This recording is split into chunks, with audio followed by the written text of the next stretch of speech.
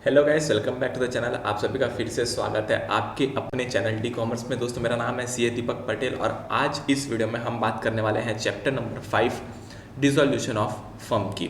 दोस्तों, chapter start करने से पहले मैं आपको कुछ बातें बता देता हूँ। इसके पहले हमने चैप्टर नंबर 4 तक पूरा पार्टनरशिप जो है वो कवर कर लिया है, including valuation, admission, retirement, death. Profit selling ratio कैसे निकालना है उसके लिए मैंने अलग से वीडियो बनाया है। अगर आप वो सारे वीडियोस देखना चाहते हो तो आप डेफिनेटली मेरा चैनल चेकआउट कर सकते हो। और एक बात और, ये जो भी मैं पीडीएफ यूज़ कर रहा हूँ ये आपको डिस्क्रिप्शन बॉक्स में मिल जाएंगी, तो आप ये पीडीएफ को डिस्क्रिप्शन बॉक्स से डाउनलोड कर सकते हो और डेफिनेटली इसको यूज़ कर सकते हो। तो दोस्तों, बिना टाइम वेस्ट किए आते हैं हम चैप्टर नंबर 5 में। सबसे पहले हम हर बार की तरह इस बार भी एक चीज़ देखेंगे। क्या देखेंगे कि चैप्टर के नाम का मतलब क्या है, क्योंकि मेरा स्टार्टिंग पॉइंट वही रहता है कि ये चैप्टर क्यों लाया गया, चैप्टर क्यों लाया गया। और सबसे इंपॉर्टेंट वर्ड इस चैप्टर का है डिसोल्यूशन। डिसोल्यूशन का मतलब क्या होता है आपको पता है? फॉर एग्जांपल, अगर मैं पानी के बॉटल में शक्कर डालूं या नमक डालूं तो वो इसमें डिज़ोल्व हो जाएगा। डिज़ोल्व हो जाने का मतलब वो ख़त्म हो जाएगा। अगर मैं शक्कर को पानी के अंदर डालूं तो वो घुल जाएगा, ख़त्म हो जाएगा, तो उसको बोलते हैं डिज़ोल्व होना। वैसे ही डिसोल्यूशन का मतलब है कोई फर्म बंद होना या फिर फर्म ख़त्म होना। जब भी कोई फर्म बंद होती है तो उसको हम बोलते हैं डिसोल्यूशन ऑफ फर्म। ठीक है। अब सबसे इंपॉर्टेंट बात और सबसे पहली बात, सेटलमेंट ऑफ अकाउंट करना पड़ेगा। अगर फर्म बंद हुआ तो फर्म का अकाउंट सेटल करना पड़ेगा कि नहीं, बताइए? करना पड़ेगा। तो जब भी डिसोल्यूशन होगा तो फर्म जो है सबसे पहले अपना बिजनेस कंडक्ट करना बंद कर देगी, क्योंकि बिजनेस कंडक्ट करना बंद करेगी तभी तो फर्म बंद होगा। ऐसा थोड़ी हो सकता है कि बिजनेस चल रहा है और हम फर्म बंद करने चले हैं, ऐसा तो हो नहीं सकता। तो सबसे पहले बिजनेस को बंद करना पड़ेगा। बिजनेस को बंद करने के बाद उसके सारे अकाउंट्स को सेटल करना पड़ेगा। ठीक है। अब एक बात बताओ, अगर बिजनेस बंद हो गया तो सारे अकाउंट सेटल करेंगे, तो एक बात बताओ, जो बिजनेस में जो भी एसेट खरीदे थे, जो भी लायबिलिटीज़ थी, उसका क्या करेंगे? अगर बिजनेस बंद हो रहा है तो क्या उसके एसेट का कोई यूज़ है? नहीं है, एसेट का कोई भी यूज़ नहीं है। तो जब भी बिजनेस बंद करेंगे तो सारे एसेट को बेच देंगे, सारे एसेट को बेच देंगे। जो भी पैसा आएगा उससे सारी लायबिलिटीज़ को पे ऑफ कर देंगे, कहानी ख़त्म। For this purpose it dispossess of all the asset for satisfying all the claims. सारे एसेट को बेच के जितने भी क्लेम है उसको सेटिस्फाई कर देंगे। और जो भी यहाँ पर रूल्स बनेंगे वो rules section 48 of partnership act 1932 में दिए गए हैं। रूल्स क्या है? रूल्स में ये बताया गया है कि अगर आप एसेट बेचते हो तो ऐसा नहीं कि पहले खुद को पैसा दे दिया, पहले कैपिटल वालों को पैसा दे दिया, उसके बाद क्रेडिटर्स को दे रहे हैं। ऐसा नहीं करना है, ऐसा नहीं करना है। पार्टनरशिप एक्ट 1932 में बताया गया है कि आपको सबसे पहला पैसा कहाँ देना है, कैसे देना है, वो सब बताया गया है। ठीक है। अब आते हैं सबसे पहले, पार्टनरशिप एक्ट में एक चीज़ बताई गई है जिसको हम बोलते हैं ट्रीटमेंट ऑफ लॉसेस। क्या बोलते हैं? Treatment of losses. जो भी फर्म में लॉसेस दिख रहे होंगे, अच्छा एक बात बताओ, लॉसेस कौन से साइड में दिख रहे होंगे? डेबिट साइड में कि क्रेडिट साइड में? बताओ, लॉसेस कौन से साइड में दिख रहे होंगे? डेबिट साइड में कि क्रेडिट साइड में? डेफिनेटली डेबिट साइड में, क्योंकि लॉसेस डेबिट होते हैं और जो भी हमारा प्रॉफिट होता है वो हमेशा क्रेडिट होता है। तो लॉसेस डेबिट साइड में दिख रहे होंगे। तो अब इन लॉसेस का करना क्या है? ये जो डेबिट साइड में या फिर एसेट साइड में जो लॉस दिख रहा होगा उसको सबसे पहले ख़त्म करना पड़ेगा। लॉस को ख़त्म करना पड़ेगा। कैसे? पहला, जितना हमारे पास पिछले साल का प्रॉफिट है उससे हम इस लॉस को सेट ऑफ करेंगे। ठीक है। उससे भी नहीं हुआ तो पार्टनर के कैपिटल से सेट ऑफ करेंगे। लॉस तो सेट ऑफ करना है, या तो हम पिछले सालों के प्रॉफिट से लॉस को सेट ऑफ करेंगे और उससे भी लॉस का सेट ऑफ नहीं हुआ तो हम पार्टनर का कैपिटल लेकर लॉस को सेट ऑफ करेंगे। फिर अगर पार्टनर का कैपिटल भी खत्म हो गया, लॉस इतना बड़ा है कि पार्टनर का कैपिटल भी खत्म हो गया, तो लास्ट में पार्टनर के प्रॉफिट शेयरिंग रेशियो के हिसाब से, पार्टनर के प्रॉफिट शेयरिंग रेशियो के हिसाब से हम लोग लॉस को बांट देंगे। ठीक है, खत्म। ट्रीटमेंट ऑफ लॉस बहुत इजी है। पहला प्रॉफिट से, दूसरा कैपिटल से और तीसरा प्रॉफिट शेयरिंग रेशियो में। ये हो गया ट्रीटमेंट ऑफ लॉस। इसके बाद हम आएंगे कि जब भी हम एसेट को बेचेंगे तो उसके पैसे को कहाँ कहाँ यूज़ करना है, जिसको हम लोग बोलते हैं एप्लीकेशन ऑफ एसेट। यानी कि हम एसेट को बेच रहे हैं और उसके पैसे को हमको कहाँ कहाँ पर यूज़ करना है ये देखेंगे। सबसे पहले इन पेइंग द डेप्ट of the firm to the third parties. जो भी फर्म के डेप्ट है, जो भी फर्म के डेप्ट है, डेप्ट का मतलब क्या होता है? डेप्ट का मतलब लोन्स हो गए, आउटसाइडर्स के लोन्स हो गए, क्रेडिटर्स हो गए, ये सारे डेप्ट हो गए। तो सबसे पहले उनको पे करेंगे, ठीक है, सबसे पहले उनको पे करेंगे। जो भी बाहर के लोन है उसको पे कर दो, जो भी क्रेडिटर्स है उसको पे कर दो, जो भी आउटस्टैंडिंग लायबिलिटीज़ है वो सारों को पे कर दो, ठीक है। उसके बाद जो पैसा बचेगा उससे पे करेंगे पार्टनर के लोन को। ध्यान रखना, पार्टनर का लोन प्रायोरिटी में नहीं है, सेकंड प्रायोरिटी में। प्रायोरिटी में क्या है? डेब्ट। सेकंड प्रायोरिटी में क्या है? पार्टनर का लोन। और उसके बाद अगर पैसा बच गया तो कैपिटल जितना जितना बचा था वो वापस दे देंगे, कैपिटल जितना जितना बचा था वो वापस दे देंगे। और उसके बाद भी पैसा बच गया तो प्रॉफिट शेयरिंग रेशियो में बांट देंगे। इजी इजी, आई होप आपको समझ आया हो। पहला क्या है? सारे डेब्ट्स को निपटाना है। पहला क्या है? सारे डेब्ट्स को निपटाना है। उसके बाद क्या करना है? डेब्ट निपटेगा, उसके बाद पार्टनर के लोन को निपटाना है, पार्टनर के लोन को निपटाना है। और पार्टनर के लोन के बाद कैपिटल को निपटाना है, और कैपिटल के बाद प्रॉफिट शेयरिंग रेशियो में बांट देना है, ठीक है। आई होप आपको ये चीज़ें समझ आई हो। इजी है, इजी है, ठीक है। अब आते हैं अकाउंटिंग ट्रीटमेंट में कि इसकी अकाउंटिंग कैसे करनी है। ये मेरे लिए सबसे इम्पॉर्टेंट है कि इसकी अकाउंटिंग अपन करें तो करें कैसे, ठीक है। आइए देखते हैं इसकी अकाउंटिंग कैसे करनी है। सबसे पहले हम एक अकाउंट बनाएंगे जिसका नाम होगा रियलाइजेशन अकाउंट। करना क्या है मैं आपको समझाता हूँ, करना क्या है मैं आपको समझाता हूँ। देखो, हम अपनी फर्म बंद कर रहे हैं, हम अपनी फर्म बंद कर रहे हैं, कंप्लीटली क्लोज कर रहे हैं। तो कंप्लीट क्लोज करने के लिए फर्म में जितने भी अकाउंट खुले हुए हैं सारे अकाउंट को बंद करना पड़ेगा। आप एग्री करते हो कि नहीं मेरी बात से बताओ? अगर मैं फर्म बंद कर रहा हूँ तो मैंने जितने भी अकाउंट खुले हुए हैं एसेट के, लायबिलिटीज़ के, जो भी, वो सारे अकाउंट को बंद करना पड़ेगा ना। आप एग्री करते हो इस बात से? ठीक है। अब हमको सारे अकाउंट को बंद करना है, तो हम इन सारे अकाउंट को बंद करें कैसे? कौन से अकाउंट में ट्रांसफ़र करके इसको बंद करें? तो उसके लिए एक अकाउंट बनाया गया जिसका नाम है रियलाइजेशन अकाउंट।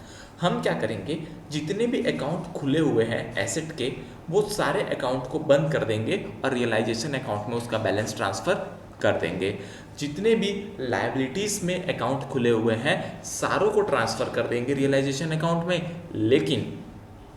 लेकिन जो भी कैपिटल अकाउंट है उसको ट्रांसफ़र नहीं करना है, जो भी कैपिटल अकाउंट है उसको ट्रांसफ़र नहीं करना है। पार्टनर का लोन अकाउंट है उसको ट्रांसफ़र नहीं करना है। जनरल रिजर्व है उसको ट्रांसफ़र नहीं करना है। प्रॉफिट और लॉस है कोई, उसको ट्रांसफ़र नहीं करना। प्रॉफिट एंड लॉस का जो बैलेंस है उसको भी ट्रांसफ़र नहीं करना है। तो ये बात आपको ध्यान में रखना है। कौन सी बात? कि पार्टनर का कैपिटल अकाउंट ट्रांसफ़र नहीं होगा, उसके बाद पार्टनर का लोन अकाउंट ट्रांसफ़र नहीं होगा, उसके बाद जो भी बैलेंसेस होंगे जनरल रिजर्व्स के, प्रॉफिट एंड लॉस के, वो सारे बैलेंसेस को ट्रांसफ़र नहीं करना है, ठीक है। अब ट्रांसफ़र कैसे करेंगे? ट्रांसफ़र कैसे करेंगे? एसेट का बैलेंस क्या होता है? डेबिट। एसेट का बैलेंस क्या होता है? डेबिट। एसेट को मैं ट्रांसफ़र करूंगा तो सारे एसेट को मैं क्रेडिट करूंगा तो उसका अकाउंट हो जाएगा क्लोज। आप एग्री करते हो इस बात से? एसेट का बैलेंस डेबिट होता है। अगर मेरे को एसेट का अकाउंट क्लोज करना है तो मेरे को सारे एसेट को क्रेडिट करना पड़ेगा, ठीक है, सारे एसेट को क्रेडिट करना पड़ेगा। और डेबिट क्या होगा? डेबिट क्या होगा? Realisation account. तो रियलाइजेशन अकाउंट डेबिट टू सारे एसेट्स देखो, to intangible asset, to land and building, to plant and machine, to furniture and fixture, to loan to other parties, bills receivable, sundry debtor. कोई doubt? सारे asset को मैंने transfer कर दिया, सारे assets को मैंने ट्रांसफर कर दिया एसेट को क्रेडिट और रियलाइजेशन को डेबिट। दूसरा सवाल, जो भी मेरी लायबिलिटी है उसका बैलेंस क्या होगा? क्रेडिट। जो भी मेरी लायबिलिटी है उसका बैलेंस क्या होगा? क्रेडिट। तो जो मेरी लायबिलिटी है उसका बैलेंस क्रेडिट है, हम मानते हैं, उसको क्लोज करने के लिए डेबिट करना पड़ेगा। तो लायबिलिटीज़ को डेबिट करेंगे तो क्रेडिट क्या होगा? Realisation account. तो रियलाइजेशन अकाउंट के क्रेडिट साइड में आ जाएंगी सारी liabilities, bank loan mortgage, sundry creditors, bills payable, bank overdraft, outstanding expenses, provision for doubtful debts. सारी लायबिलिटीज़ आ गई,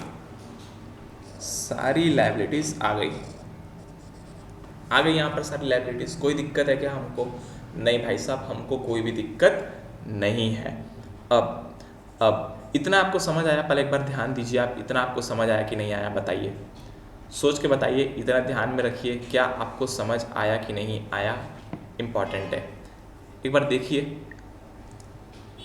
देखिए यहाँ पर क्या हुआ है। अच्छा, यहाँ पर टू और बाय नहीं लिखा हुआ है, पर आपको टू और बाय लिखना है, ठीक है? आपको टू और बाय लिखना है, ध्यान रखिएगा, आपको टू और बाय लिखना है, राइट? टू और बाय आपको लिखना है। एक बार आप ध्यान से देखिए यहाँ पर क्या हो रहा है। तो आपने देख लिया, अब हम आगे बढ़ते हैं। इसके बाद क्या करना है? हमने सारे एसेट और लायबिलिटीज़ को यहाँ ट्रांसफ़र कर लिया। अब हम एसेट को बेचेंगे तो पैसा आएगा, एसेट को बेचेंगे तो पैसा आएगा। अब एक बात बताओ, मैंने सारे एसेट को इस साइड ट्रांसफ़र कर दिया, डेबिट साइड, तो जब बेचूंगा तो पैसा आएगा तो इस साइड लिखूंगा, उल्टे साइड लिखूंगा ना। वैसे भी जब पैसा आता है तो कैश अकाउंट डेबिट होता है, तो cash account debit to realisation करेंगे। क्यों रियलाइजेशन करेंगे? क्योंकि हमारे पास तो एसेट का अकाउंट ही नहीं है, हमने सारे एसेट को रियलाइजेशन में ट्रांसफर कर दिया, मेरे पास एसेट का अकाउंट बचा क्या? नहीं। तो जो भी कैश आ रहा है, cash account debit to realisation. तो देखो, अगर कैश आ रहा है तो इधर आएगा सेल ऑफ एसेट, ठीक है? अगर कोई पार्टनर एसेट को लेकर जा रहा है तो उस पार्टनर का कैपिटल अकाउंट का नाम भी इधर साइड आ जाएगा, ठीक है? कोई दिक्कत नहीं। अब अगर लायबिलिटी पे कर रहे हैं तो टू कैश होगा, ठीक है? लायबिलिटी पे कर रहे हैं तो टू कैश होगा। अनरिकॉर्डेड लायबिलिटी पे कर रहे हैं तो भी टू कैश, चाहे लायबिलिटी पे करे चाहे अनरिकॉर्डेड लायबिलिटी पे करे, दोनों में कैश ही आएगा, उल्टे साइड आता है, ठीक है? लायबिलिटी पे करेंगे तो इस साइड आएगा, इसका इस साइड आएगा और इसका इस साइड आएगा, उल्टे साइड आएगा, ठीक है? इजी, ठीक है? अनरिकॉर्डेड एसेट को बेचे तो भी इसी साइड आएगा, ठीक है? अब अगर कोई भी लॉस होता है तो वो इस साइड ट्रांसफर हो जाएगा, यानी कि ये बैलेंसिंग फिगर है। ये क्या है? मेरा बैलेंसिंग फिगर। और अगर कहीं इन्वेस्टमेंट फ्लक्चुएशन फंड का लॉस दिया है तो वो भी पार्टनर के अकाउंट में ट्रांसफर हो जाएगा, ठीक है? इस साइड पार्टनर कैपिटल अकाउंट लिखा हुआ है। अगर कोई भी अनरिकॉर्डेड लायबिलिटी पार्टनर लेकर जाता है तो पार्टनर कैपिटल अकाउंट आ जाएगा। Liability assumed by the partner, profit है तो उसको ट्रांसफ़र कर देंगे, ठीक है? इन्वेस्टमेंट को नहीं लिखना, इन्वेस्टमेंट को काट देना वहाँ पे। अगर पार्टनर कोई लायबिलिटी लेकर जा रहा है तो पार्टनर कैपिटल अकाउंट और बाकी का प्रॉफिट बढ़ जाएगा। रियलाइजेशन अकाउंट बनाना बहुत ईजी है, पहले एसेट को ट्रांसफ़र करो, फिर लायबिलिटी को ट्रांसफर करो। पर लायबिलिटी में कैपिटल अकाउंट को ट्रांसफर नहीं करना है, पार्टनर के लोन अकाउंट को ट्रांसफर नहीं करना है और रिजर्व एंड सरप्लस को ट्रांसफर नहीं करना है। तीन चीज़ों को ध्यान रखना, कैपिटल अकाउंट को ट्रांसफर नहीं करना है, रिजर्व एंड सरप्लस को ट्रांसफर नहीं करना है और लोन अकाउंट को ट्रांसफर नहीं करना है, बाकी सबको ट्रांसफर करना है, ठीक है? पैसा आया कैश अकाउंट डेबिट, पैसा गया कैश अकाउंट क्रेडिट। पार्टनर लेकर गए तो पार्टनर का capital account debit, partner liability लेकर गए तो पार्टनर का कैपिटल अकाउंट क्रेडिट। जो भी बैलेंस बच गया उसको पार्ट दो। ये हो गया रियलाइजेशन अकाउंट। अब इसके बेसिस पे मैं आपको एक क्वेश्चन कराना चाहता हूँ, क्वेश्चन को ध्यान से देखिए।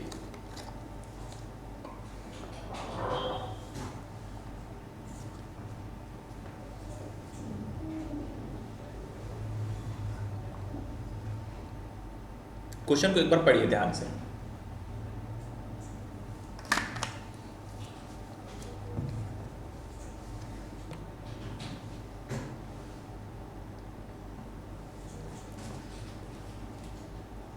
Supriya and Monica are partners sharing profit and loss in the ratio 3:2. Following in the balance sheet as on 31st March 2020. ठीक है। Cash at bank 40,500, stock 7,500, debtor 21,500, provision 500, fixed asset 36,500, capital 32,500, Monica का capital 11,500, Sunny creditor 48,000 और general reserve 13,500। ठीक है। The firm was dissolve on 31st March 2020। Firm बंद हो रही है। हमको कोई दिक्कत है क्या फर्म के बंद होने से? बताओ, हमको कोई दिक्कत है क्या फर्म के बंद होने से? बताइए। नहीं है भाई साहब, हमको कोई भी दिक्कत नहीं है। तो सबसे पहले रियलाइजेशन अकाउंट बनाएंगे। क्या बनाएंगे? सबसे पहले क्या बनाएंगे हम? Realisation account. रियलाइजेशन अकाउंट, ठीक है।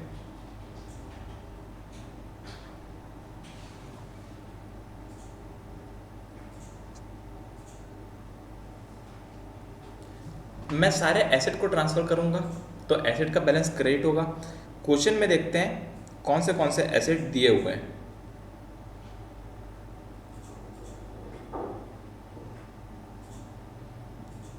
ये रहे एसेट, दिख रहे हैं आपको?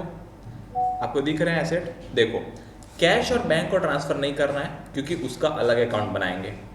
ध्यान रखना, कैश और बैंक को ट्रांसफर नहीं करना है क्योंकि उसका अलग अकाउंट बनाएंगे। स्टॉक ट्रांसफर करना है? जी हाँ,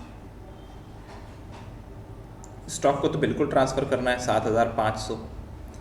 डेटर को ट्रांसफर करना है? जी हाँ, बिल्कुल ट्रांसफर करना है। डेटर को कितना? 21,500। अच्छा, प्रोविजन को ट्रांसफर करना है? हाँ, पर प्रोविजन माइनस हुआ है डेटर से, दिख रहा है? प्रोविजन डेटर से माइनस हुआ है, दिख रहा है?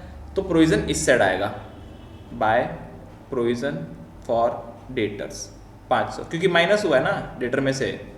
हाँ, फिर to fixed asset, to fixed asset 36,500।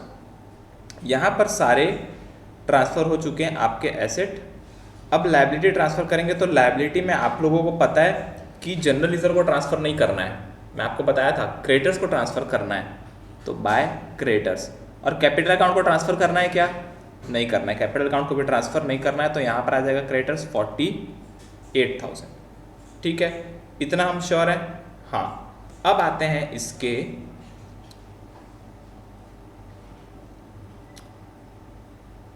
Information में। क्या लिखा है? देखो, पहला information, debtors realised at a discount of 5% लिखा है, लिखा है। डेटर 5% डिस्काउंट में हमको पैसा मिल रहा है। तो अब देखो, मैं एक ही बार बाय बैंक लिखूंगा, उसके नीचे अलग अलग पैसा लिख दूंगा। देखो, इधर पैसा आएगा बाय बैंक, मैं अंडरलाइन कर देता हूं और नीचे लिखता हूं पहला डेटर से पैसा आ रहा है। कितना आ रहा है? डेटर था 21,500, माइनस कर देता हूं 5%, तो मेरा आ जाएगा 20,425।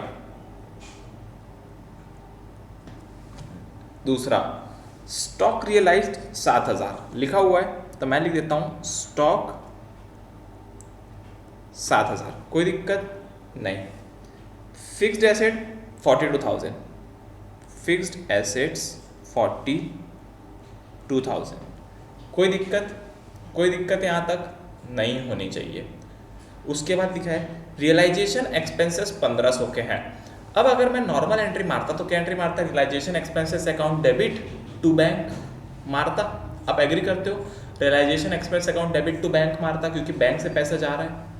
अब यहाँ पर हमारे पास रियलाइजेशन एक्सपेंस का अकाउंट तो है ही नहीं, क्योंकि हमने सारे अकाउंट को क्लोज कर दिया है, सारे अकाउंट को क्लोज कर दिया। हमारे पास कौन से अकाउंट है?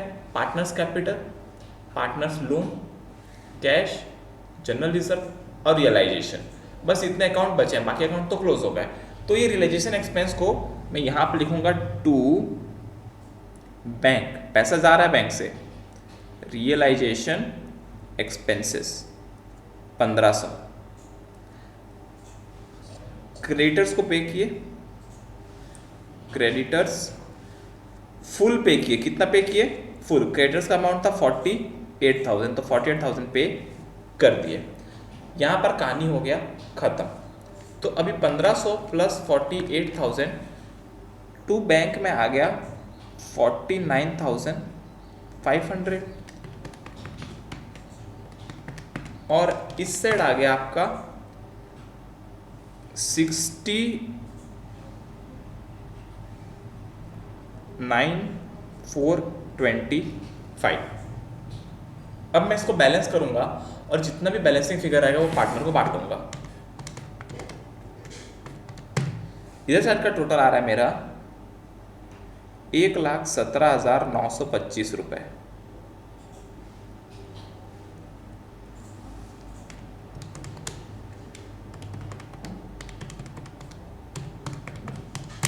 अब मेरा पैसा बच रहा है 2925 टू पार्टनर कैपिटल। दो पार्टनर थे हमारे पास, क्या नाम था दोनों पार्टनर का, सुप्रिया और मोनिका। रेशियो क्या था 3:2, तो डिवाइडेड बाय 5 इंटू 3 करूंगा तो आ जाएगा 1755 रुपये इसके, और 2925 डिवाइड बाय 5 इंटू 2 करूंगा तो आ जाएगा 1170 रुपये इसके। कोई दिक्कत आपको इस रियलाइजेशन अकाउंट में? कोई दिक्कत? हमारा आंसर देखो बिल्कुल सेम आया है। तो कैसे रियलाइजेशन अकाउंट बनाना है आई होप आपको समझ आया होगा। ठीक है, इसके बाद रियलाइजेशन अकाउंट बनाने के बाद हम बनाएंगे पार्टनर का कैपिटल अकाउंट। क्या बनाएंगे? पार्टनर का कैपिटल अकाउंट।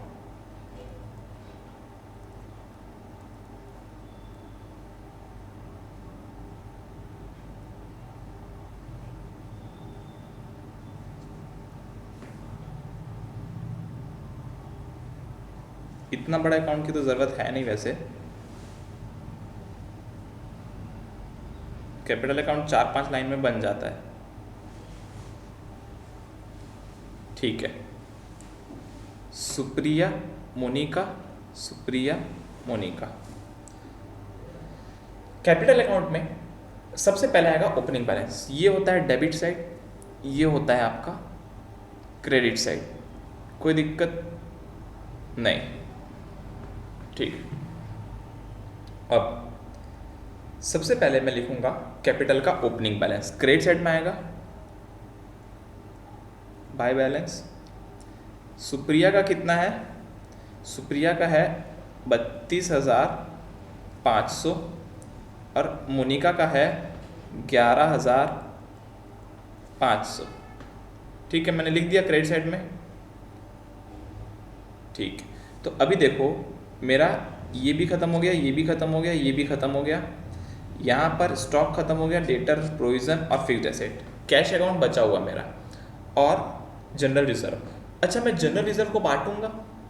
अगर लायबिलिटी साइड में है तो इसका बैलेंस क्रेडिट होगा, तो बांटूंगा तो डेबिट हो जाएगा। और क्रेडिट क्या होगा? Partner capital account. तो पार्टनर कैपिटल अकाउंट के क्रेडिट साइड में आएगा बाय जनरल रिजर्व। कौन से रेशियो में बांटेंगे? 3:2। 8,100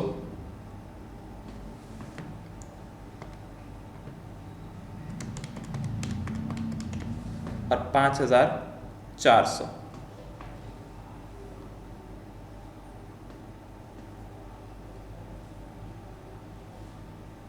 ठीक है, तो मेरा जनरल रिजर्व अकाउंट भी हो गया क्लोज। इसके बाद जो ये मेरा प्रॉफिट आया था, इस प्रॉफिट को भी बांटूंगा यहाँ पे बाय रीवैल्यूएशन 1,755,1,170। कोई दिक्कत? कोई दिक्कत नहीं, कोई दिक्कत नहीं। अब देखो यहाँ पर मेरे पार्टनर का कैपिटल अकाउंट का तीनों बैलेंस आ गया। अब पार्टनर का कोई बचा क्या हिसाब किताब नहीं, तो जितना भी टोटल आएगा उतना पार्टनर को पैसा दे देंगे। जितना भी टोटल आएगा उतना पार्टनर को पैसा दे देंगे। ये आ गया 4355, 42355, 42355।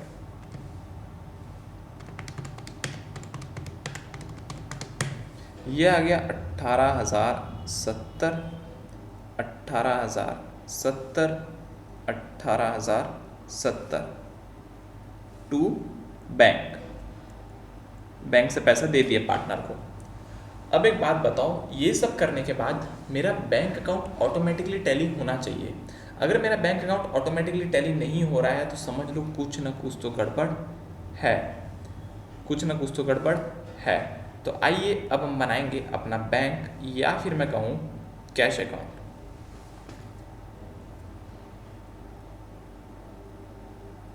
कैश अकाउंट सबसे पहले अगर आपको याद होगा तो मेरा ओपनिंग बैलेंस कितना था कैश एंड बैंक का? 40,500।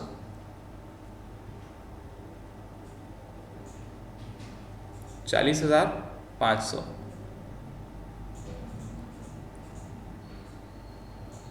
ओपनिंग बैलेंस था मेरा, 40,500। तो मेरा ये भी कट हो गया। अब देखो मेरे सारे अकाउंट क्लोज हो गए, ठीक है। अब मेरे पास पैसा कहाँ से आया? ये देखो रियलाइजेशन से आया है पैसा। तो रियलाइजेशन से पैसा आया 69425, और रियलाइजेशन में पैसा गया भी, कितना गया? 48,000, और ये 49,500 गया भी रियलाइजेशन से मेरा। और पार्टनर्स को भी गया, सुप्रिया को गया 42355, मोनिका को गया 18,070,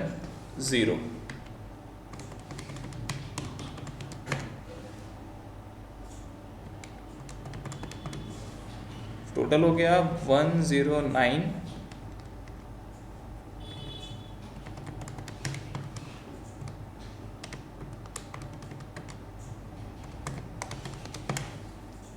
925, और इधर का टोटल हो गया 109,925।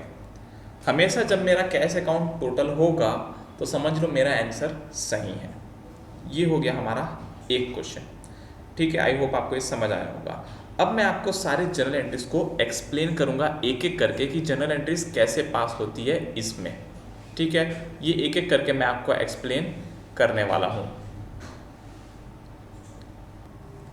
तो दोस्तों अब हम आते हैं जनरल एंट्रीज में। तो जनरल एंट्रीज में मैंने पॉइंट वाइज बाइफरकेट करके रखा हुआ है ताकि आप इजीली डिटरमाइन कर पाए। सबसे पहला ट्रांसफ़र ऑफ एसेट, सारे एसेट को ट्रांसफ़र करेंगे, सारे एसेट को ट्रांसफ़र करेंगे। कैश और बैंक अकाउंट को ट्रांसफ़र नहीं करना है, फिक्सटिशियस एसेट को ट्रांसफ़र नहीं करना है। देखो, all the asset excluding cash, bank and fictitious asset if any are closed by transfer to debit of revaluation account at their book value. It may be noted that sundry debtors are transferred at gross value. ये देखो, ये important बात है। मैंने भी आपको थोड़ी देर पहले सनी डेटर ट्रांसफर किया था ग्रॉस वैल्यू पे, और जो प्रोविजन है उसको ट्रांसफर किया था क्रेडिट साइड में, किया था कि नहीं? वो भी चीज़ यहाँ पर लिखी हुई है, ठीक है, ठीक है, समझ आया। सेम चीज will apply to fixed asset if provision for depreciation account is maintain. Same fixed asset के साथ भी करना है। अगर प्रोविजन फॉर डेप्रिसिएशन अकाउंट दिया है तो फिक्स्ड एसेट अकाउंट को आप ट्रांसफर कर दो डेबिट साइड में और प्रोविजन को ट्रांसफर कर दो क्रेडिट साइड में, कहानी खत्म। और एसेट का बैलेंस क्या होता है? डेबिट ट्रांसफर करेंगे तो एसेट हो जाएगा क्रेडिट, रियलाइजेशन हो जाएगा डेबिट, इजी। दूसरा, all external liabilities account including provision close by transferring to credit of revaluation account. External liability के अंदर कैपिटल अकाउंट नहीं आता, रिजर्व एंड सरप्लस अकाउंट नहीं आता और पार्टनर का लोन अकाउंट नहीं आता। इसके अलावा सारे अकाउंट्स आते हैं। तो लायबिलिटीज अकाउंट डेबिट हो जाएगा क्योंकि लायबिलिटीज का बैलेंस क्रेडिट होता है, तो liabilities account debit to realisation account. Asset को बेचे, पैसा आया तो bank account debit to realisation. Partner लेकर गया तो बैंक की जगह पार्टनर लिख देंगे। देखो ये यही फर्क है दोनों एंट्री में। अगर सेल किए तो बैंक अकाउंट डेबिट, अगर पार्टनर लेकर गया तो partner account debit to realisation. Liability का पेमेंट किए तो realisation account debit to bank क्योंकि बैंक से पैसा जा रहा है। आप देख सकते हो सब में रियलाइजेशन का वर्ड यूज हुआ है। क्यों यूज हुआ है? क्योंकि बाकी कोई अकाउंट बचा ही नहीं है, पूरे हमने ट्रांसफर कर दिया इसके अंदर। ठीक है, फिर अगर कोई लायबिलिटी कोई पार्टनर लेकर जाता है, कोई लायबिलिटी कोई पार्टनर लेकर जाता है तो realisation account debit to partners capital. ठीक है, तो यहाँ पर देखो टू बैंक की जगह आ गया टू कैपिटल, यानी कि लायबिलिटी पे करे तो बैंक क्रेडिट होगा, और अगर पार्टनर लेकर जा रहा है तो पार्टनर क्रेडिट होगा। इजी। ठीक। Point number 7, for settlement with the creditor through transfer of asset. हो सकता है कोई क्रेडिटर को हम डायरेक्ट एसेट ट्रांसफर कर दें। फॉर एग्जांपल मेरे पास ये फ़ोन है, ये मेरा एसेट है। अब मेरे पास क्रेडिटर है 30,000 का, तो मैं क्रेडिटर को पैसा नहीं दे रहा हूँ, मैं बोल रहा हूँ ये फ़ोन तू रख ले भाई, ये फ़ोन तू रख ले, फ़ोन तू रख ले, मैं तेरे को पैसा नहीं दूंगा। वो मान गया, क्रेडिटर मान गया, ठीक है वैसे भी मेरे को फ़ोन लेना है, आप मेरे को फ़ोन दे दो, पैसे मत देना। तो अगर ऐसा क्रेडिटर एक्सेप्ट करता है तो हमको कोई भी जर्नल एंट्री पास नहीं करनी है, कोई भी जर्नल एंट्री पास नहीं करनी, उसको एसेट दे देना है, कोई भी जर्नल एंट्री पास नहीं करनी। पर अगर क्रेडिटर ये एसेट भी लेता है और बोलता है कि आपका ये फ़ोन 30,000 का नहीं 25,000 का है, मेरा तो 30,000 बैलेंस बचा था, तो मेरे को ये फ़ोन दे दो 25,000 का और 5,000 अलग से दो, तो हम खाली 5,000 की एंट्री मारेंगे। Realisation account debit to bank 5,000, phone की कोई भी एंट्री नहीं मारेंगे। यहाँ पर एग्जांपल दिया हुआ है, a creditor to whom 10,000 was due accept office equipment 8,000 paid 2,000 in cash. 10,000 देना था क्रेडिटर को, ऑफिस इक्विपमेंट लेकर चले गए 8,000 का और 2,000 का कैश दिए, तो खाली 2,000 की एंट्री मारेंगे realisation account debit to bank. Simple. For example अगर ये फ़ोन 30,000 का है, अगर ये फ़ोन 30,000 का है, मैं उसको 25,000 का उसका क्रेडिटर का बैलेंस था, तो मैं उसको बोल रहा हूँ भाई तू ये 30,000 का फ़ोन रख ले और 25,000 तेरा माइनस कर ले और 5,000 जो बचा वो मेरे को दे दे। तो अगर ऐसा होता है तो पैसा आएगा तो bank account debit to realisation होगा। समझ आया? आपको कभी भी पैसा आ रहा है या जा रहा है तो इसमें बैंक डेबिट कब होगा, बैंक क्रेडिट कब होगा, ये ध्यान में रखना है। पैसा आएगा तो बैंक डेबिट, पैसा जाएगा तो बैंक क्रेडिट। ठीक है। रियलाइजेशन एक्सपेंस इंपॉर्टेंट कैसे इंपॉर्टेंट? अगर रियलाइजेशन एक्सपेंसेस फर्म पे कर रहा है, फर्म यानी कि जो बिजनेस है वो पे कर रहा है, तो realisation account debit to bank, ये तो मैं आपको बता चुका हूँ। लेकिन अगर कोई पार्टनर पे कर रहा है, कोई पार्टनर पे कर रहा है फर्म के बिहाफ में, यानी कि पार्टनर बोल रहा है अभी मैं पैसा दे देता हूँ फर्म, तू मेरे को बाद में दे देना पैसा, तो बैंक की जगह आ जाएगा to partners capital. Entry same होगी, रियलाइजेशन डेबिट ही होगा, पर टू बैंक नहीं होगा, टू पार्टनर कैपिटल होगा। ठीक है। अब जब पार्टनर कोई बोलता है कि रियलाइजेशन का खर्चा मैं दे रहा हूँ यार, मेरे तरफ से है, किसके तरफ से है? मेरे तरफ से है, तुम लोग मेरे अकाउंट से काट लेना, दे दो, अभी दे दो फर्म को, मेरे कैपिटल अकाउंट से काट लेना, अभी मेरे फर्म को दे दो, अभी फर्म से पैसा दे दो, मेरे कैपिटल अकाउंट से काट देना। पार्टनर बोल रहा है। तो when a partner has agreed to bear the expense, agreed to bear the realisation expense, payment of realisation expense is made by the firm. Partner agree कर रहा है कि मैं दूंगा, पर अभी आप फर्म से दे दो, तो अभी फर्म से पैसा गया तो टू बैंक, और पार्टनर कैपिटल डेबिट, क्योंकि पार्टनर के अकाउंट से लेना था तो पार्टनर कैपिटल को कम कर दिया और उसके बदले पैसा दे दिया, कहानी खत्म। लेकिन अगर पार्टनर बोलता है रियलाइजेशन एक्सपेंस मेरे तरफ से भाई साहब, मैं खुद उसका पैसा दे दे रहा हूँ, तुम लोग टेंशन मत लो, तो हमको कोई भी एंट्री पास नहीं करनी है, कोई भी एंट्री पास नहीं करनी है। If the partner himself pay the realisation expense, no entries passed. क्यों? क्योंकि अगर पार्टनर खुद का पैसा दे रहा है रियलाइजेशन एक्सपेंस में, तो हमको क्या लेना देना है? हमारे बिजनेस को कोई भी लेना देना नहीं है, तो भाई बाहर पैसा दे दे, निपटा दे, हम पे एक भी पैसा नहीं देंगे, तो no entries passed. Note: in the absence of information about who is paying the expenses, it is implied that expenses are paid by the partner who has agreed to bear the expense। यानी कि अगर clear नहीं है कि कौन expense पे कर रहा है, तो जो पार्टनर एग्री करता है बियर करने का, हम मानेंगे वही पे कर रहा है, कहानी खत्म। For agreed remuneration to such partner who agrees to undertake the resolution work. अगर कोई पार्टनर है वो बोलता है भाई अभी रिजोल्यूशन का काम कौन करेगा, तो एक पार्टनर खड़े होकर बोलता है मैं करूंगा पर मेरे को सैलरी देना। एक पार्टनर खड़े होकर बोलता है मैं करूंगा पर मेरे को सैलरी देना। तो realisation account debit to partners capital. To partners capital क्यों करेंगे बताओ? क्योंकि पार्टनर का कैपिटल अकाउंट बढ़ाना है, उसको ज़्यादा पैसा देना है, सैलरी का भी पैसा उसके अकाउंट में ऐड कर दे रहे हैं, तो पार्टनर कैपिटल क्रेडिट और रियलाइजेशन डेबिट। ठीक है। For realisation of any unrecorded asset including goodwill, कोई भी अनरिकॉर्डेड एसेट है जिसको बेच के पैसा मिल रहा है, तो bank account debit to realisation. क्योंकि पैसा आ रहा है, हमको पैसे से मतलब है, हमने तो सारे अकाउंट को क्लोज ऑलरेडी कर दिया है। तो अगर कोई अनरिकॉर्डेड एसेट बेच रहा है तो bank account debit to realisation. Unrecorded liability pay कर रहा है तो realisation account debit to bank. Profit loss transfer करना है, अगर प्रॉफिट ट्रांसफर कर रहे हैं तो realisation debit to partners capital. Loss transfer कर रहे हैं तो partners capital account debit to realisation. या फिर जहां पर भी बैलेंस बच रहा है आप वहां पर पार्टनर कैपिटल अकाउंट डाल दो, वो ऑटोमेटिकली सेटल हो जाएगा। इसके बाद हम करेंगे पार्टनर के लोन के अकाउंट को सेटल। तो बैंक में पैसा आएगा तो bank account debit to loan to partners. ठीक है। अगर हमने पार्टनर को कोई लोन दिया है, पैसा लेना है, तो bank account debit to loan to partner. ठीक है। जनरल रिजर्व को पार्टनर कैपिटल में बांटना है, थोड़ी देर पहले हमने बांटा था। जनरल रिजर्व का क्रेडिट बैलेंस होता है तो यहाँ डेबिट कर देंगे उसको और पार्टनर के कैपिटल अकाउंट को क्रेडिट कर देंगे। कोई दिक्कत नहीं, कोई दिक्कत नहीं है। फिक्स्ड एसेट बांटना है, एसेट का बैलेंस डेबिट होता है तो उसको क्रेडिट कर देंगे और पार्टनर कैपिटल को डेबिट कर देंगे। लोन पेमेंट करना है तो partner loan account debit to bank account. और आखिरी में जो भी पार्टनर का बैलेंसिंग फिगर आएगा उसको बैंक में ट्रांसफर कर देंगे, उसको बैंक में ट्रांसफर कर देंगे। अब एक इंपॉर्टेंट नोट लिखा हुआ है नीचे में, इंपॉर्टेंट नोट लिखा हुआ है नीचे में। क्या है ये important note? It may be noted that aggregate amount finally payable to the partner must equal to the available in bank and cash account. जितना भी हम पार्टनर को पैसा दे रहे हैं वो बैंक और कैश में बचे हुए पैसे के बराबर होना चाहिए, तभी फर्म के सारे अकाउंट क्लोज हो जाएंगे। जैसे हमने यहाँ पर आप देख रहे हो साइड में कैश अकाउंट खुला हुआ है, देख रहे हो दोनों साइड का बैलेंस टैली हो गया था तो ये अकाउंट क्लोज हो गया था, है ना।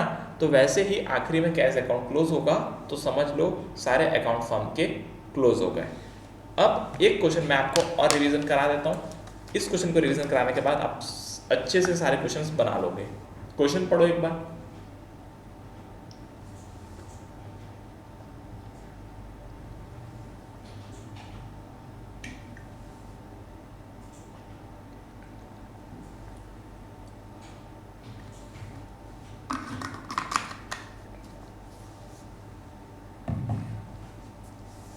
क्वेश्चन पढ़ो एक बार, क्या बोल रहा है question?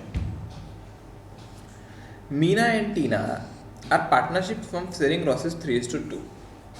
They decided to dissolve the firm when their balance sheet was as follows.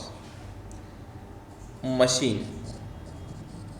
क्या ये मशीन को रियलाइजेशन में डालेंगे? हाँ जी डालेंगे। इन्वेस्टमेंट, स्टॉक, डेटर, कहाँ जाएगा तीनों? कहाँ जाएगा तीनों?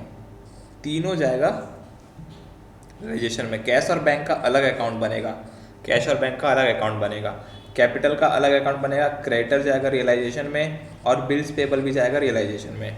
तो आइए देखते हैं रियलाइजेशन अकाउंट में क्या क्या डाला हुआ है।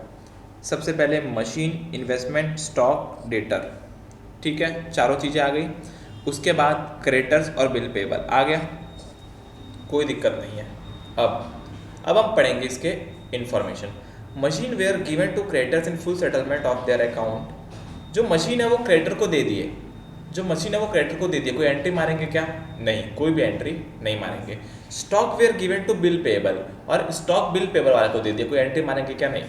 जब हम कोई एसेट किसी लायबिलिटी को देते हैं, कोई लायबिलिटी किसी एसेट को देते हैं, तो उसकी कोई भी एंट्री नहीं मारनी, तो उसकी कोई भी एंट्री नहीं मारेंगे।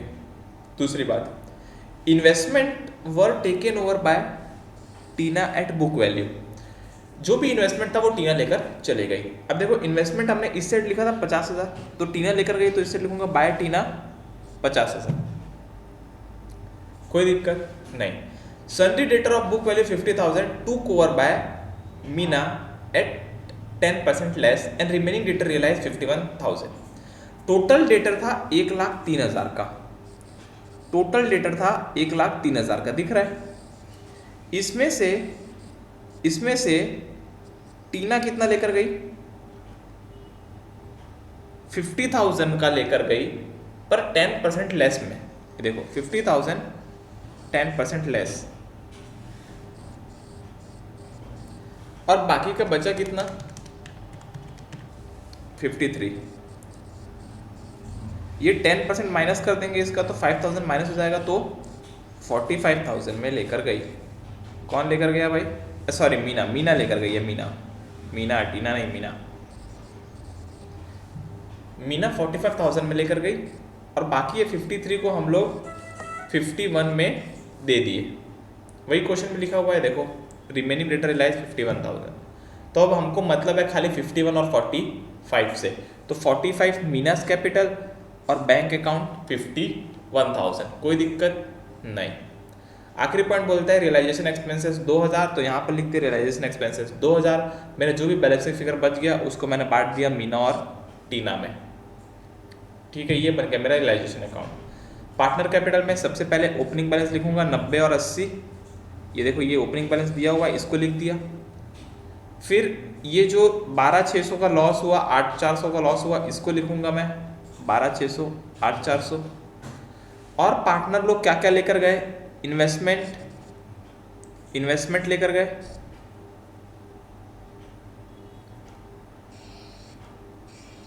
ये देखो 50,000 45,000, तो 50,000 और 45,000 का पोस्टिंग करूंगा, लॉस का पोस्टिंग करूंगा, ये पोस्टिंग करूंगा, बाकी का जो बच जाएगा वो आ जाएगा मेरा बैलेंसिंग फिगर।